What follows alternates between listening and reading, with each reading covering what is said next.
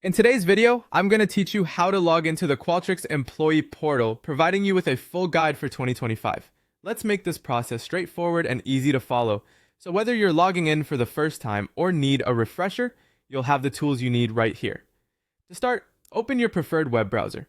You might find it easiest to start with a simple search. Head over to Google and type Qualtrics into the search bar. Once the results come up, you're looking for the official Qualtrics website. Click on it, and that will bring you to their homepage. Once you're on the Qualtrics website, locate the Login button. This is usually prominently displayed on the top right corner of their page. Clicking it will take you to the login portal where you can access your account. Now you'll need to input your login credentials. First, type your work email or username into the provided field. It's important to enter this information accurately to avoid login issues.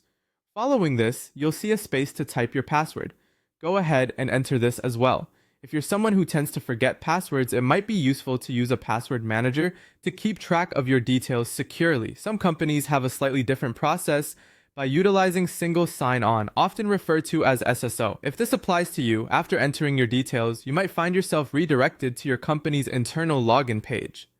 This is completely normal and typically requires you to log in with your company network credentials. After you've entered your username and password, there's a possibility that your company requires multi-factor authentication for extra security. Multi-factor authentication, or MFA, is an added layer of protection.